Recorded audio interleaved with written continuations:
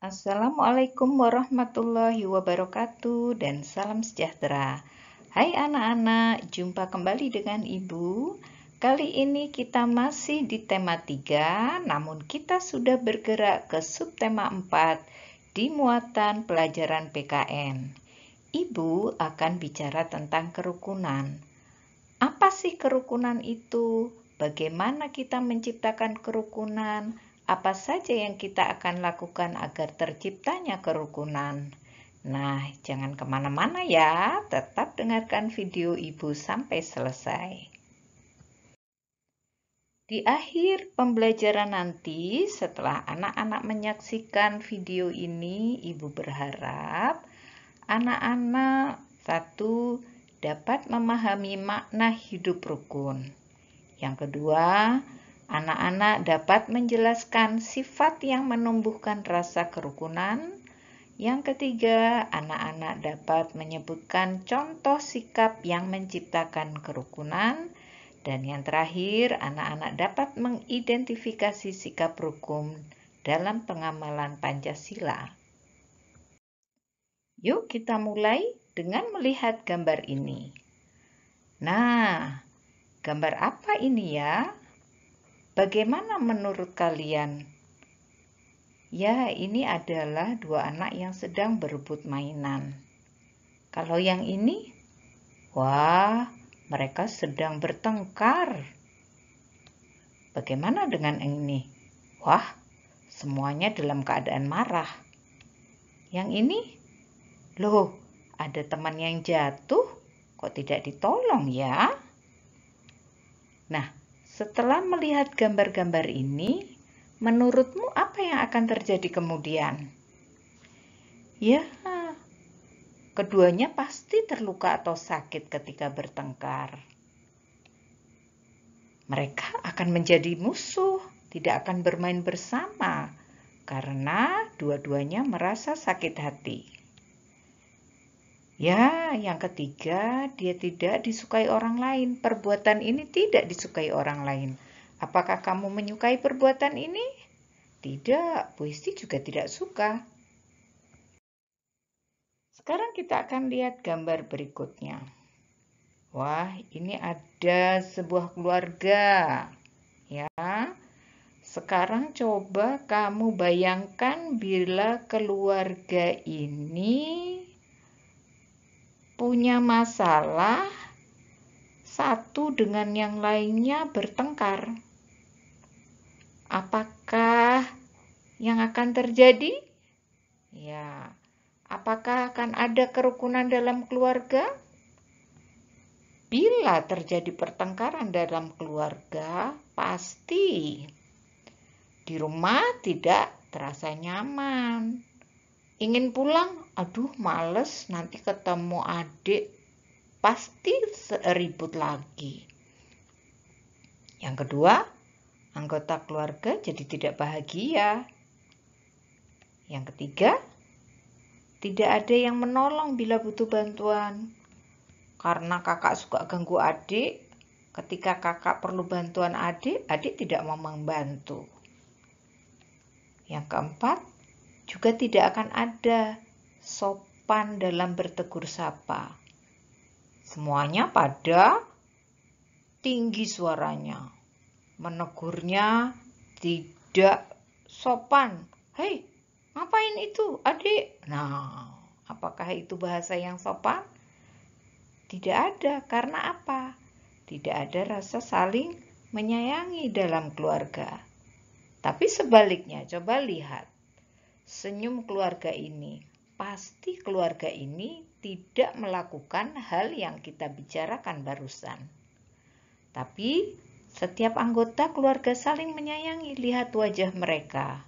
Maka keluarga ini akan terasa nyaman. Di dalam rumah terasa damai dan tentram. Dan setiap anggota keluarga pasti merasa bahagia. Lihat saja wajah mereka. Yang ketiga, anggota keluarga pasti saling menolong. Ketika kakek butuh bantuan, cucunya akan senang sekali menolong. Demikian juga sebaliknya, ketika anak perlu bantuan, ayah dan ibu dengan senang hati menolong. Dan yang keempat, setiap anggota keluarga saling menghormati, saling menyayangi. Nah, keadaan yang mana yang ingin kamu miliki? Apakah keluarga yang sering bertengkar atau keluarga yang damai? Pasti memilih yang damai. Ibu juga memilih yang damai. Keluarga yang damai itu adalah keluarga yang rukun, tidak bertengkar. Ya, itu yang kemudian disebut dengan kerukunan. Apa sih Bu arti kerukunan? Mari kita bicarakan ya. Menurut bahasa, di Kamus Bahasa Indonesia, Kamus Besar Bahasa Indonesia, kerukunan itu berasal dari kata rukun, yang artinya baik dan damai, tentram, tidak ada pertengkaran. Maka itu yang disebut rukun. Kakak dan adik tidak bertengkar, bermain bersama, itu yang disebut rukun. Ayah, ibu, dan anggota keluarga yang lainnya.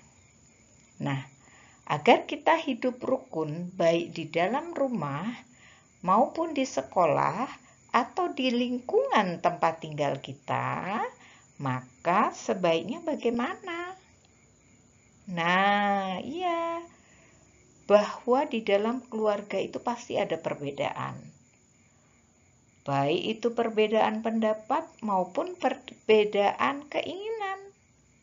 Mari kita hormati, mari kita hargai. Bagaimana dengan di sekolah dan di lingkungan? Pasti kita menemui teman-teman kita, tetangga kita yang berbeda agama, berbeda suku atau asal daerah, pasti budayanya berbeda. Budayanya berbeda itu apa Bu Isi? Ya makanannya beda, yang satu suka pedas, yang satu tidak suka pedas, satu suka bersantan, satu tidak suka bersantan. Juga kebiasaan, ada yang biasa bicara dengan lemah lembut, ada dengan suara keras. Wah, pokoknya macam-macam. Ya, nah itu harus kita hargai. Tidak apa-apa orang berbeda pendapat. Masalahnya apa? Karena beda pendapat itu akan saling melengkapi. Kita sudah bicara ketika kita membicarakan tentang musyawarah ya.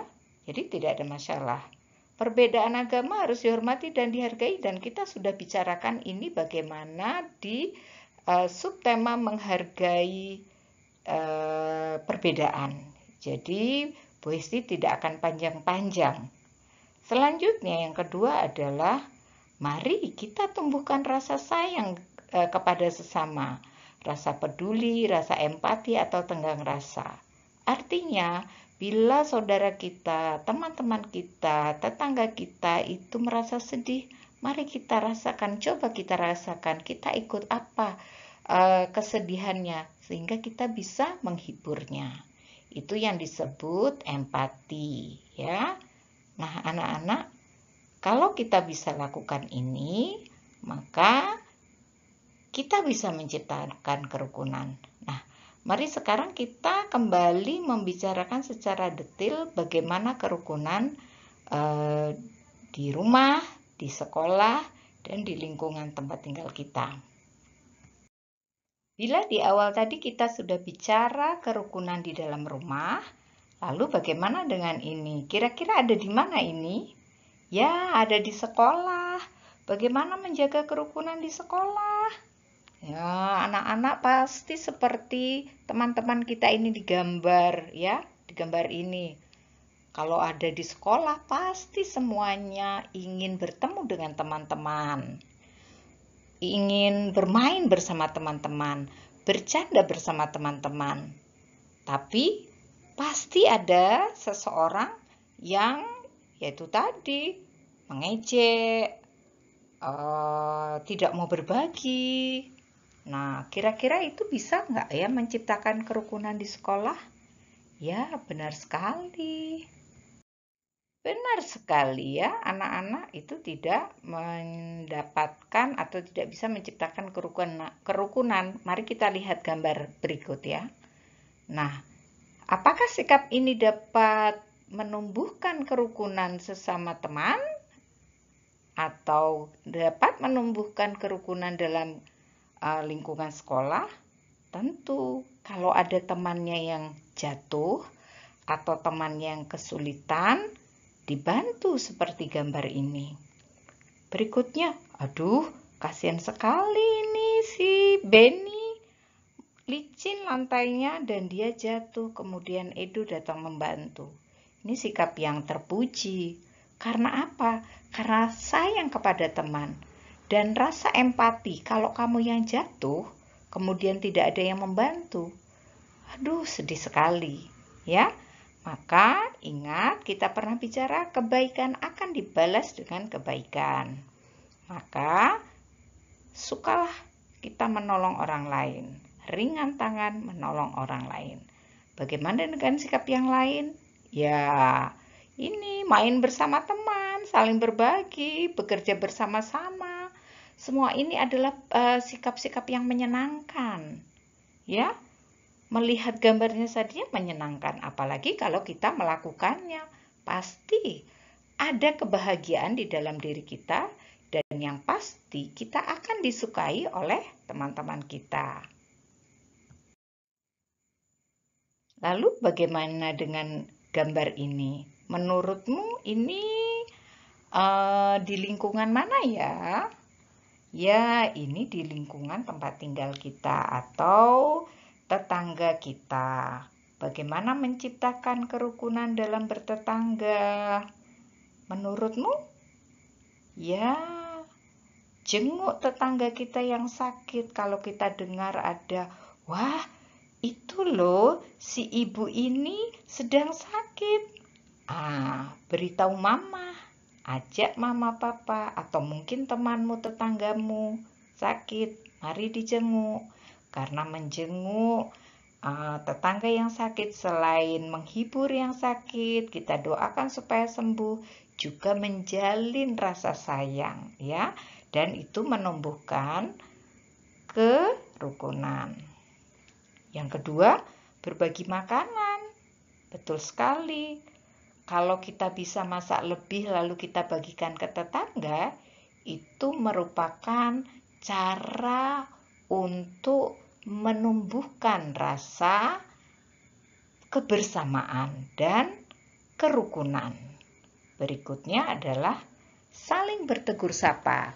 Kalau lewat di depan rumah tetangga dan tetangga kita sedang ada di luar, jangan lupa disapa.